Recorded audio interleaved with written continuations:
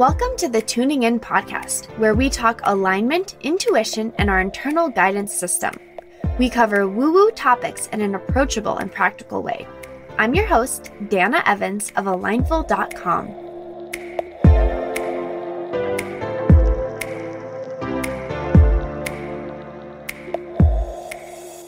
Hello and welcome to another episode of the Tuning In podcast. We are in week 4 of the Sloth Experiment. And I feel like I am really taking you on this journey with me. This is no joke. I so love and appreciate you for being here, for listening, for sharing this. It seems to me that a lot of people are resonating with this sloth experiment, and it's hitting a chord. So I am so grateful that you share it with those that you think will resonate and that you continue to follow along, because I believe that if it's something I'm experiencing, right, and going through, it's also something other people are experiencing and are going through or need to go through or want to go through. I am here to, be that guide, and I'm the guinea pig. So I hope at some point that I can walk others through this process in a more simplified way that fits really well into their lifestyles. And that's kind of why I'm just exploring and learning. So week 4 of the Sloth Experiment. Now, technically or officially it's week 4. Technically it's like week 6 or 7 for me, or 8, because I kind of embarked on this in September. So I've been tracking it with you guys for 4 weeks, but I've kind of been exploring it on my own before then. And man, it's just so interesting what's coming up each week. And truthfully, this week, I didn't want to sit down to record an episode. And I considered skipping it. And then I thought, well, why do I want to skip it? Why don't I want to record? And what I realized is that it's the same reason why I haven't spoken to anybody this week, this past week. I have been in a phase of silence. I went through all of last week and had very few conversations. Most notably, I didn't speak to my mother all week, and she and I, it's not beyond us to talk multiple times a day, and we can talk easily for an hour or more. So I didn't even speak to her until Saturday, and she's like, "Oh my gosh, have I spoken to you all week?" And I said, "No, Mom." She's like, "Wow, good for us." She was like proud of us. But it was just a week where I didn't have it in me to talk to people. I didn't feel inspired to talk. I didn't feel like I had the energy, and I just wanted to be quiet. In fact, I hardly even spoke with John, which of course is easy for both of us because we can tend toward quietness. He certainly does. So I just was embracing silence. And I did voice memo some people and some different conversations that had to be had. But overall, it was very quiet over here. And I'm just like, to any of my friends, my close friends who are listening and being like, "God, Dana's hard to get a hold of." I'm sorry. But it's just a lot for me right now to be engaging that much. In fact, I had a phone call with one of my dear friends and my magical morning partner yesterday, and we talked for 2 hours, and I had trouble just getting the energy up to even be on that call. And then I was out for the rest of the day.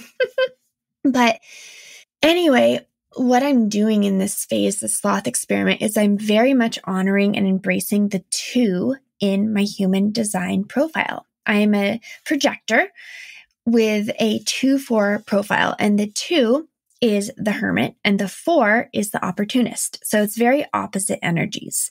And what I've gone into and am embracing more than I ever do is the Hermit, right? We tend to celebrate the opportunist, celebrate the social butterfly who can chat to people, who has all the energy. And then if you pull away, if you don't want to hang out, there's something wrong with you, right? But this is really a time where I'm allowing that Hermit, that 2 part of me, to be fully honored and cared for and nurtured. And this is so beautiful because as I'm doing that, right, I'm noticing, which is what I'm documenting in this series of different things come up. Every week is a little bit different. And this week was so much more about silence and just being. But a lot came up during the time, including anger. It's something that I've been going through a lot of this week, of just having anger show up. In fact, yesterday I had the most delightful evening with my husband. He didn't have to run. The one day a week he doesn't run is Monday. And so at like 5:00 or 5:30, I made us a little cocktail, a walktail. I put it in our little travel containers, a little old fashioned. And then we bundled up and went outside in our neighborhood. And then we walked around the neighborhood and looked at all the pretty lights that are put up in our neighborhood. And it was nice. We walked and we talked, and it was nighttime and it was beautiful. We had our little cocktail. And then we came home and I made a really simple dinner and then read a little bit and then proceeded to get very angry at John. And no, there was no particular reason. I felt agitated, and then I went to bed, and then I woke up and I was like, "You're still up? What are you doing? Oh, I imagine you're going to clean the kitchen now and be loud just in time for me to go to sleep." And I was just snapping at him. And then I didn't sleep well. And this morning I looked at it. I'm like, what is that? Like, where is this anger coming from? And I'm realizing that just like I had anxiety, just like I had a lot of sadness and like raw feeling, anger is one of those feelings. And I just texted a friend of mine who does NLP, and she does this thing where you like clear all your old emotions. She and I are going to do a session together to clear some of this. And I was like, where is anger on this scale of like emotional processing? She's like, it's first, because anger is like blocking other emotions. So we're going to do an NLP session where I kind of help move through this anger. And she says, when you keep talking about anger, I'm like, we need to do this. So we're going to look at this together because it's so interesting, right? I'm not judging it. I'm not, being mad at myself. I am being kind to John. And this morning I said, I'm sorry, I've been snappy with you. It's just part of what I'm going through, but no, like we're in this together and I love you.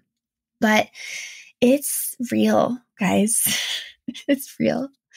So anger and silence, that is what has been going on this past week. And then I had I've had all these people come out of the woodwork who I had no idea listened to my podcast or follow me on Instagram, who I don't know. And it's such an amazing, interesting experience. I'm like, wait, you listen to my stuff? Like, this matters to you? What? It's not just my mom and my friends. I mean, my husband doesn't even listen to my podcast. It's not really up his alley. And plus he lives it IRL, if you know what I mean. So she reached out to me and said, I've been following along with your Sloth Experiment. And whenever I feel like a natural tendency to do something, I always like to do some research and see if there's some ancient wisdom behind it. And she sent me this amazing article from the New York Times, and it is called What We Can Learn from Solitude. And it is about the hermit culture. I kid you not. The hermit culture.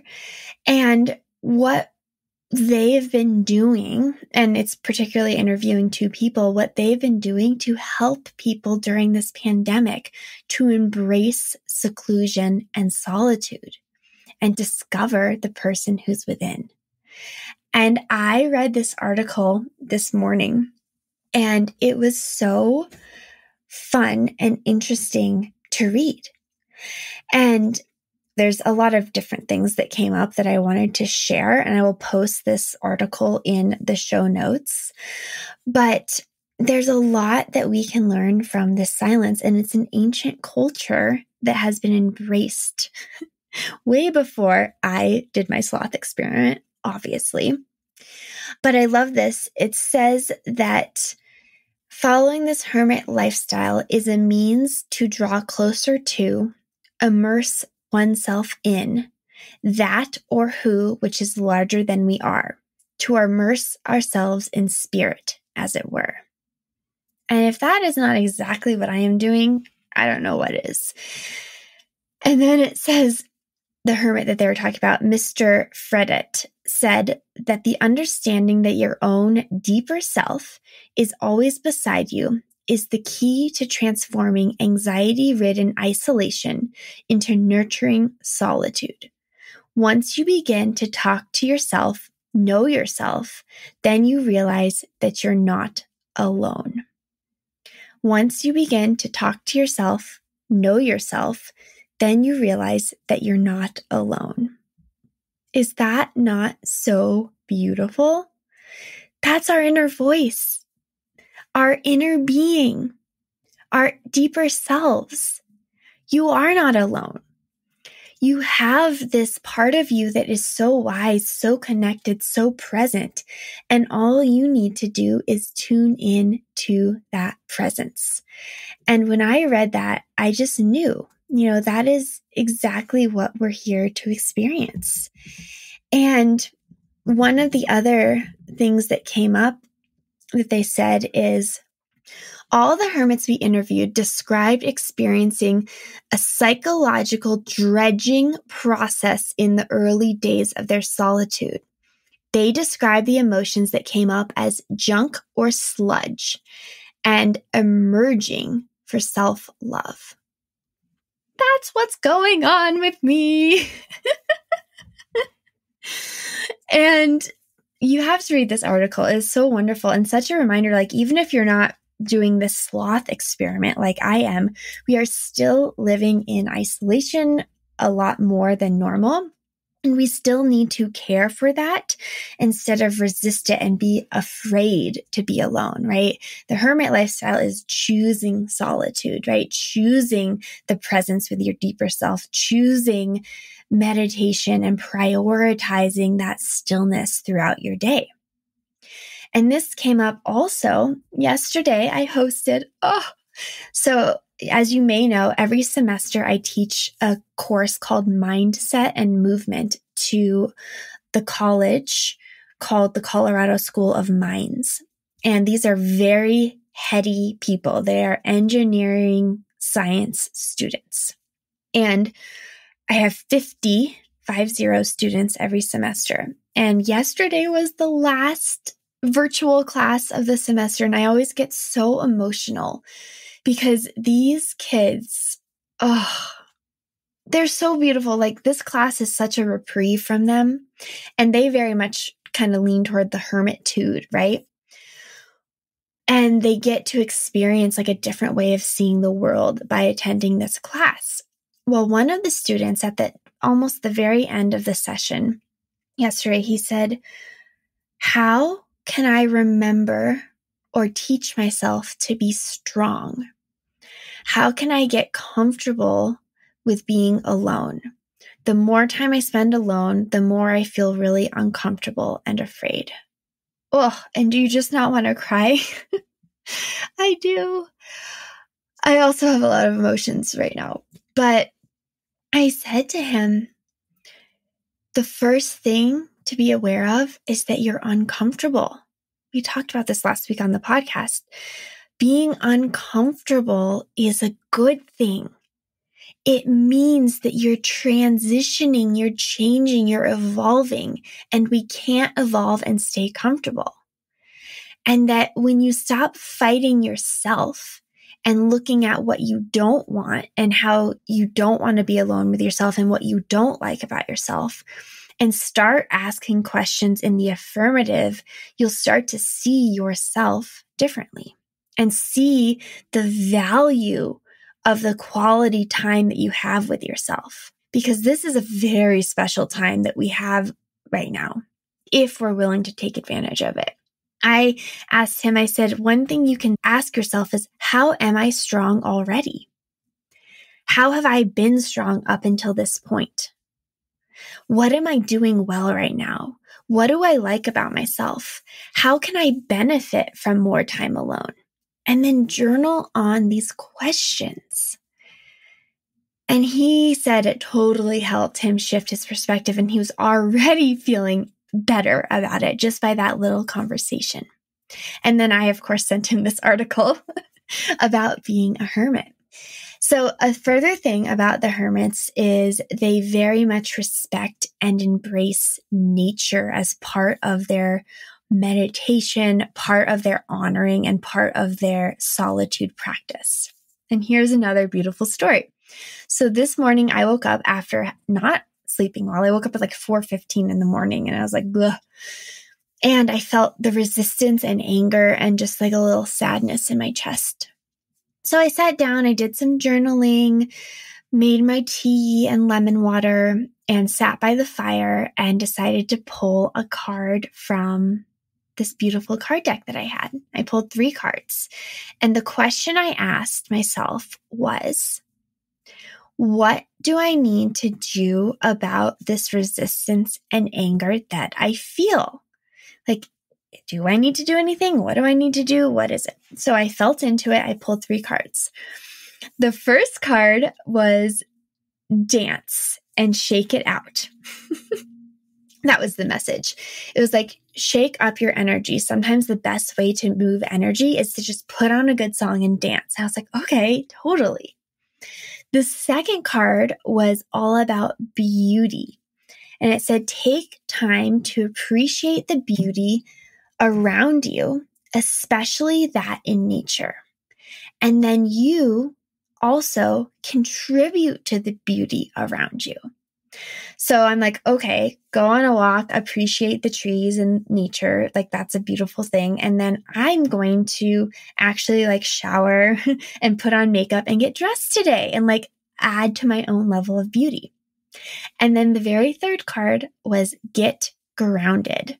And the message was spend time in nature. And I'm like, okay, message received. Move my body, be in nature, appreciate everything around me. Got it. And what a beautiful message then to read this article about the hermits of like, yeah, they embody nature. In fact, one of the people that they interviewed in the article, they said, we have a rock, a huge rock that is sticking out of the mountains. Her name is Petra, and we have a path that leads right out to Petra. And when things are difficult, I go out and I lean on Petra and I say, give me some guidance, right? They honor nature and they spend time in nature. And that is exactly what I am being asked to do, especially as some of these feelings of anger are being dredged up. And it's just a reminder to me and to each one of you that hermit living, solitude is part of our process of being a human. And we're gifted right now with more space to be quiet, to be calm, to be slower. Even if you have kids, right? Even if you're working full time, there is a bit of a slower pace happening. And the question is, are you fighting it or are you willing to embrace it? And I'm choosing, as you know, to embrace it full on and see what comes out of this experience. We cannot be summer all year long, right? We have a natural desire to retreat, like the seed that we plant in the earth, right? It can't bloom immediately. It needs to go into the darkness, into the muddy, wet earth so it can sprout. All of that happening beneath the surface for months and months and months before we see what emerges. And even after the beautiful, full, abundant bloom of summer, it goes back to self. Journey to self.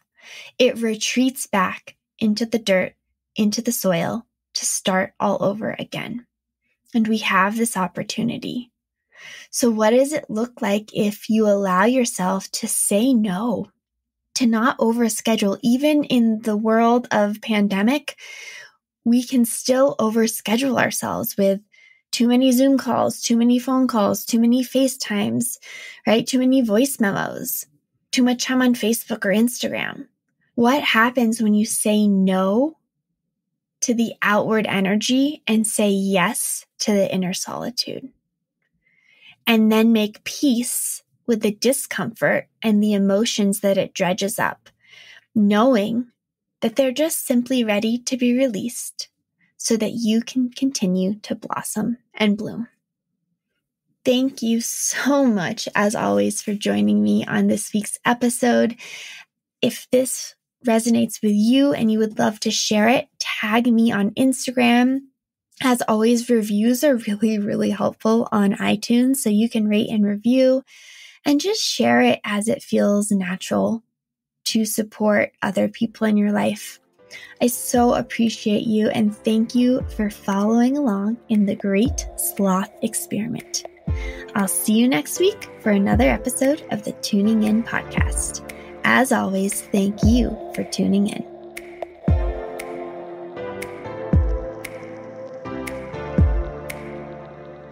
Thank you for joining me on another episode of the Tuning In podcast. As always, if this would resonate with anyone you know, please share the episode. You can follow along with my journey on Instagram at Dana_Evans, or find me on my website at alignful.com.